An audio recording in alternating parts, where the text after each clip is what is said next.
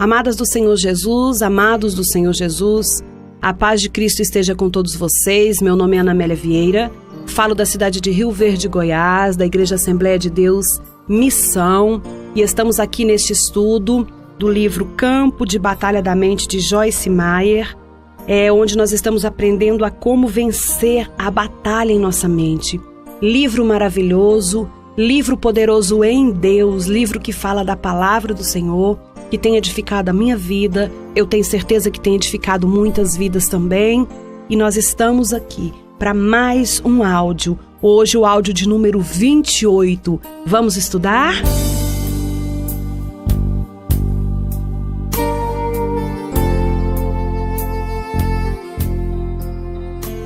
Iniciaremos então o capítulo 23, que vem falar de mentalidade de deserto número 8. O título é Não mereço as bênçãos de Deus, porque não sou digno.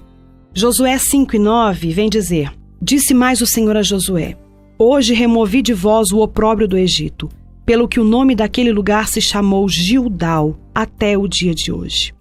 Depois de Josué ter conduzido os israelitas através do Jordão para a terra prometida, havia alguma coisa que Deus precisava fazer antes que estivessem prontos para ocupar sua primeira cidade, que era Jericó. O Senhor ordenou a todos os israelitas do sexo masculino que fossem circuncidados, uma vez que isso não havia sido feito durante todos os 40 anos que eles haviam vagueado pelo deserto. Depois que isso foi feito, o Senhor disse a Josué que ele havia removido do seu povo o opróbrio do Egito. Alguns versos à frente, no capítulo 6, o relato começa com a forma como Deus conduziu seus filhos para dominar e conquistar Jericó. Por que o opróbrio precisava ser retirado deles antes? O que é um opróbrio? A palavra opróbrio significa culpa, desgraça, vergonha. Quando Deus disse que ele iria remover dos israelitas o opróbrio do Egito, ele estava enfatizando algo. O Egito representa o mundo. Depois de estarmos alguns anos no mundo e nos termos tornado mundanos, é preciso que a vergonha seja removida. Por causa das coisas que eu tinha feito e que tinham sido feitas a mim, eu tinha uma natureza baseada na vergonha. Culpava-me pelo que tinha acontecido comigo, ainda que a maior parte tivesse acontecido na minha infância e não houvesse nada que eu pudesse ter feito para evitar. Eu disse que a graça e o poder de Deus vindo a nós, como um dom gratuito para nos ajudar a fazer com facilidade o que nós mesmos não podemos fazer. Deus quer nos dar graça e Satanás quer nos dar desgraça, que é outra palavra para opróbrio. Desgraça me disse que eu não era boa, não merecia o amor ou a ajuda de Deus. A vergonha havia envenenado meu íntimo. Eu estava não apenas envergonhada do que me tinha sido feito, mas também estava envergonhada de mim mesma. Bem, lá no fundo eu não gostava de mim. O fato de Deus remover de nós a vergonha significa que cada um de nós deve receber por si mesmo o perdão que Ele está oferecendo por todos os nossos pecados passados. Você deve perceber que jamais pode merecer a bênção de Deus. Você jamais pode ser merecedor delas. Você pode apenas humildemente aceitá-las e apreciá-las e reverenciar a Deus pelo quanto Ele é bom e pelo quanto Ele o ama.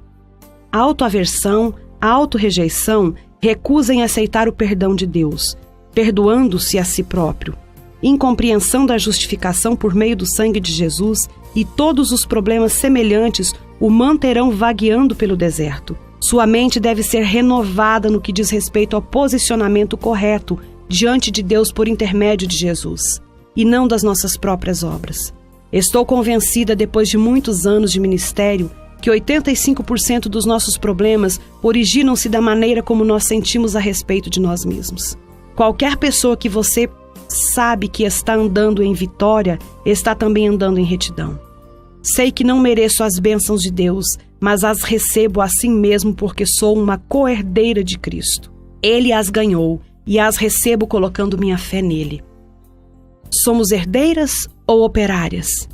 Gálatas 4:7 diz: De sorte que já não és escravo, porém filho, e sendo filho, também herdeiro por Deus. Você é um filho ou um escravo? Um herdeiro ou um servo? Um herdeiro é alguém que recebe alguma coisa não por mérito, como quando uma prosperidade é passada de uma pessoa para outra por meio de um testamento. Um servo operário, no sentido bíblico, é alguém que está cansado de tentar seguir a lei. O termo denota trabalho penoso e problemas. Vagueei pelo deserto por anos como uma operária tentando ser suficientemente boa para merecer o que Deus queria me dar gratuitamente pela sua graça. Eu tinha uma mentalidade errada. Primeiro pensava que tudo precisava ser ganho pelo trabalho merecido. Ninguém faz nada para você em troca de nada. Ensinaram-me esse princípio por anos. Por vezes seguidas tinha ouvido essa frase enquanto crescia. Diziam-me de qualquer pessoa que agisse como se quisesse fazer algo para mim, estava mentindo e se aproveitaria de mim no final. A experiência com o mundo nos ensina que devemos merecer tudo o que conseguimos. Se queremos amigos, dizem-nos devemos mantê-los felizes o tempo todo, ou eles nos rejeitarão. Se queremos uma promoção do nosso emprego, todos dizem devemos conhecer as pessoas certas, tratá-las de certa maneira e talvez um dia consigamos uma chance de ir adiante. Quando afinal terminamos com o mundo, o opróbrio dele pesa sobre nós e precisa ser definitivamente removido. Como você se vê? Números 13:33. Também vimos ali gigantes e éramos aos nossos próprios olhos como gafanhotos e assim também o éramos aos seus olhos. Os israelitas tinham esse opróbrio sobre eles. O fato de que tinham uma opinião negativa a respeito deles mesmos é visto nesse versículo.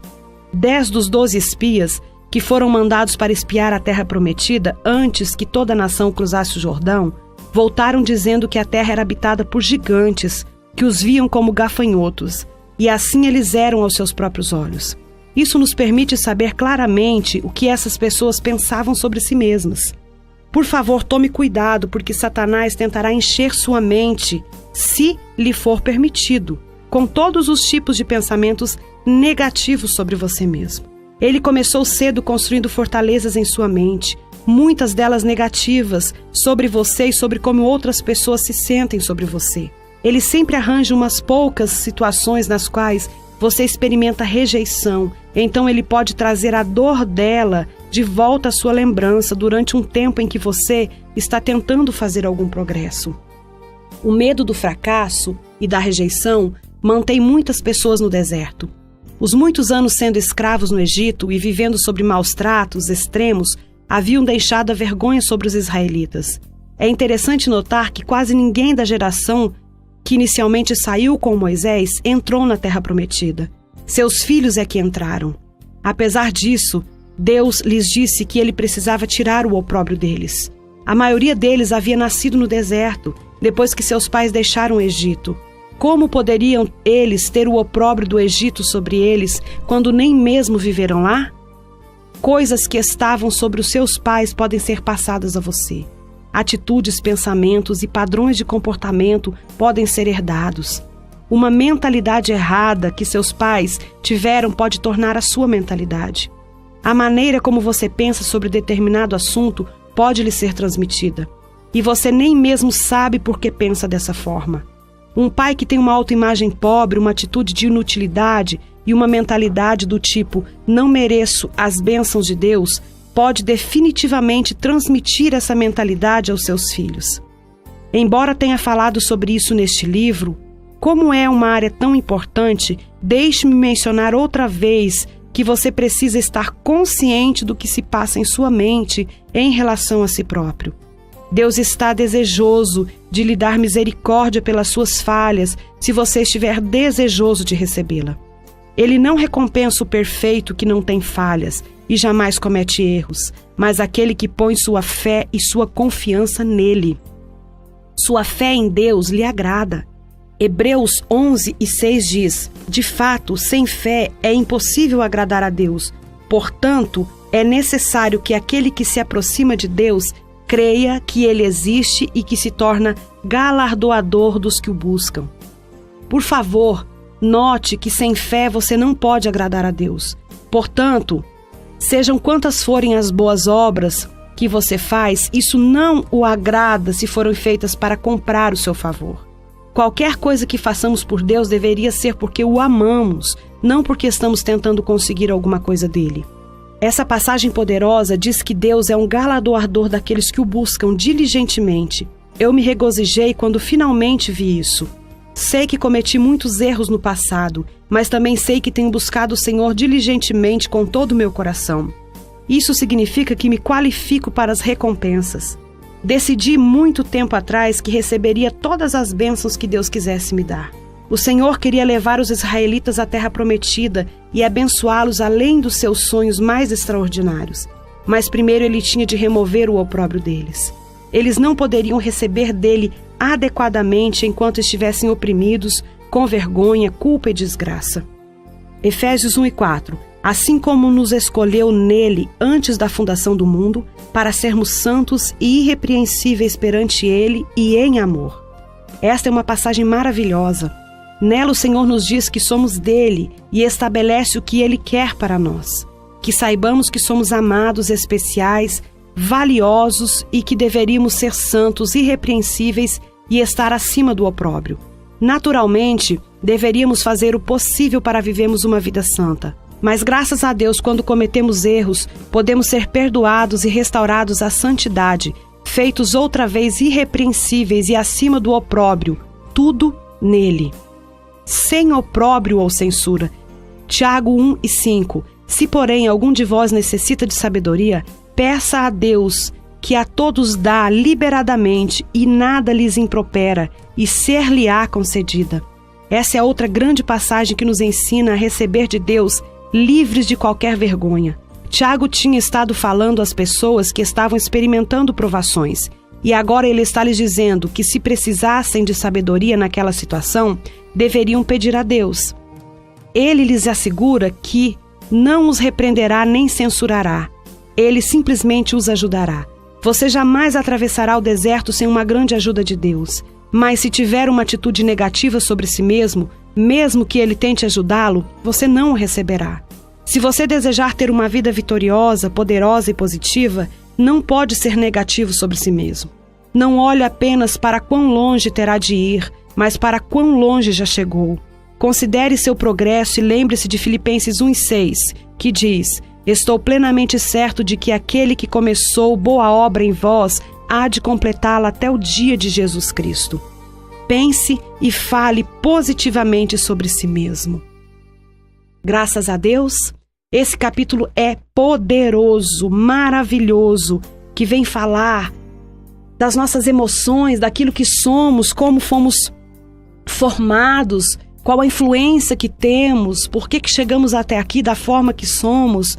Esse capítulo vem nos falar de como nós nos enxergamos. Ele nos traz para olharmos para dentro de nós, uma análise introspectiva e entender que tudo que nos constituímos até aqui não deve ser pré-requisito para vivermos uma vida em Deus, porque todo o opróbrio do Egito tem que sair da nossa vida, assim como o Senhor retirou o opróbrio daquele povo que vagava pelo deserto, aquela descendência que nem havia vivido no Egito, mas que carregava em si toda uma carga de heranças comportamentais, emocionais de um povo que passou de geração para geração aquilo. Mas o Senhor Jesus vem para retirar todo esse fardo pesado de sobre nós, sobre os nossos ombros. Glória a Deus por isso. Quero orar pela sua vida.